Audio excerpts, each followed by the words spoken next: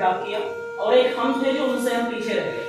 जरूरी है अगर हमें तो उन कमियों को तलाशने की कि क्या ऐसी कमी थी जो हमने की, क्या ऐसी गलतियां हमने की जिससे वो आगे हुए और हम पीछे हुए। आप सबकी स्टेजेस लगभग समान है, 24 घंटे सबको मिलते हैं। ऐसा नहीं कि इनके पास जो टॉपर है उनको 48 घंटे मिलते हैं।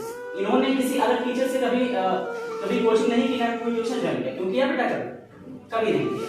यही टीचर पढ़ाए, उसी टीचर का पढ़ाया बच्चा 90%, 94% भी पूरे मिलत को टॉप करता है, और उसी टीचर के पढ़ाए बेचारे पास होने में भी कहीं ना कहीं दिक्कतें आ जाती है। तो आप अपनी कमियों को बेहतर जानते हैं कि आपने गलतियां कहाँ की हैं। बेहतर ये है कि अपनी गलतियों को आप जज करें कि क्या आपने गलती की थी और उस गलती को सुधारें और जिंदगी में आप कामयाब बने। याद रखिए, दूसरों के लिए ताली लगाना जिंदगी में बहुत आसान काम है, लेकिन जिंदगी में हम भी कुछ ऐसा करें जिससे हमारे लिए भी ताली लगे। ये हमारे माँ बाप के लिए कहीं ना कहीं फर्क की बात है। हमेशा याद रखिए, जब भी आप इस कैंपस में आते हैं, जब भी अपने सीट्स पर बैठते हैं, तो यहाँ पर आने के पीछे आपका जो सबसे पहला मकसद क्या है? क्यों आते हैं यहाँ? पढ़ने के लिए। लेकिन अफसोस की बात यह है कि अपने मकसद को अक्सर भूल जाया करते हैं। हंसना खेलना सारी चीजें अपनी जिंदगी में जरूरी है, लेकिन बाबू जो असल मसला आपका है वो है अपनी जिंदगी में इल्म को हासिल करना, और इल्म के साथ साथ तहजीब सबसे बड़ा मसला है। अगर आपके अंदर बहुत अच्छी इल्म है, आप बहुत जानकार हैं, इसे जड़ तक जानते हैं, इससे जिंदगी कभी कामयाब नहीं होगी। हमारे लिए जरूरी है कि इल्म के साथ साथ हम तहजीब और तरबियत हासिल करें। तहजीब दिखती कहाँ है? आपकी बात करने के नजरिए से, आप कैसे पेश आते हैं, आप अपने बड़ों से कैसे पेश आते हैं। और भी अगर घर पे इज्जत करते होंगे तो लाजमी है कि आप अपने टीचर्स की इज्जत करेंगे, और अगर घर पे इज्जत नहीं करते हैं तो लाजमी है कि माँ बाप की इज्जत भी नहीं करते हैं। तो असल मसला तालीम के बाद आपकी तहजीब का नंबर है। जिंदगी में कभी भी ऐसे लफ्जों का इस्तेमाल ना करें जिससे आपके माँ बाप को, आप अपने टीचर्स को, अपने से बड़ों को आपको तकलीफ पहुंचे। आज 40 साल 50 साल की उम्र में माँ बाप हार्ट अटैक का शिकार होते हैं। सबसे जो बड़ी वजह बनती है वो बनती है हम औलादें होती हैं। जिंदगी में कुछ ऐसा अपने माँ बाप के लिए करो कि वो फख्र महसूस करें। यही बच्चे जो अपनी मेडल्स को लेकर जाएंगे तो उनके माँ बाप फख्र महसूस करेंगे। बड़ी मुश्किलों से वो पैसे आते हैं, तब आपकी फीस जमा होती है। कुछ पेरेंट जो फीस जमा करने में सक्षम होते हैं, जब वापस में आते हैं तो किस तरह से पेश आते हैं आप तसव्वुर भी नहीं कर सकते। आपके ऊपर सिर्फ एक चीज की जिम्मेदारी है, वो है अपनी जिंदगी में पढ़ना और इल्म हासिल करना।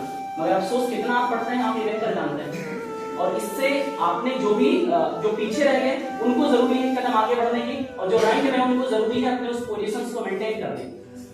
24 घंटे में आप अपने कितने घंटे पढ़ाई पर देते हैं, यही आने वाले कल को आपके लिए डिसाइड करेगा। आज हम बहुत पीछे हैं, कितनी आप मेहनत करते हैं, आपकी मेहनत क्या है? जब तक क्लास में कोई टीचर बताता है, मन करता तो सुनते हैं, तो वो भी नहीं सुनते हैं। और यही बच्चे, ठीक है, कोटम आप देखें, आप दिल्ली देखें, लखनऊ देखें, कानपुर देखें, 2-2 बजे तक किताबें खुली पड़ी रहती है।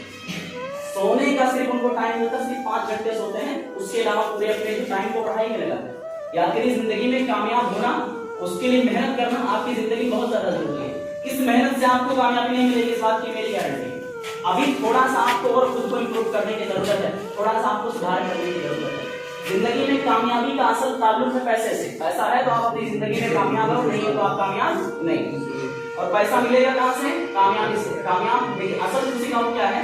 ये घूमने फिरने में, ठीक है, या बात करने, पंचायत करने में, इसमें कभी कामयाबी नहीं है। असल कामयाबी होगी कि जब आप कभी अपनी जिंदगी में कामयाब हो और अपनी सैलरी का पहला हिस्सा अपने घर पर लेके आएंगे, उस दिन आपको कामयाबी का असल मतलब पता चलेगा कि खुशी क्या होती है आप तब जान पाएंगे। जो पीछे रह गए फिर से वही चीजें बाबू थोड़ा सा सुधार करिए। आप सबके जहन लगभग एक है, तो अपने माँ बाप की चेहरों पर खुशियां लाइए, अपनी जिंदगी में कामयाब होइए, मेहनत करिए, यही दुआ है। और आपकी जो अगली क्लासेस के जो सेशन बाबू है वो कल से ही आपके स्टार्टअप हो रहे हैं विदाउट वेस्टिंग ऑफ डेट है।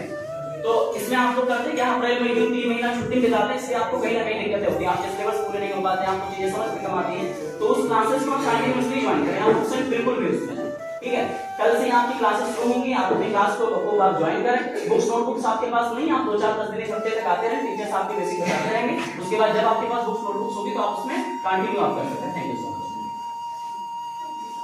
जब नन्ही चींटी दाना लेकर चलती है, चढ़ती दीवारों पर 100 बार फिसलती है। मन का विश्वास रगों में सांस भरता है, चढ़कर गिरना, गिरकर चढ़ना ना अखरता है। आखिर उसकी मेहनत बेकार नहीं होती, कोशिश करने वालों की कभी हार नहीं होती।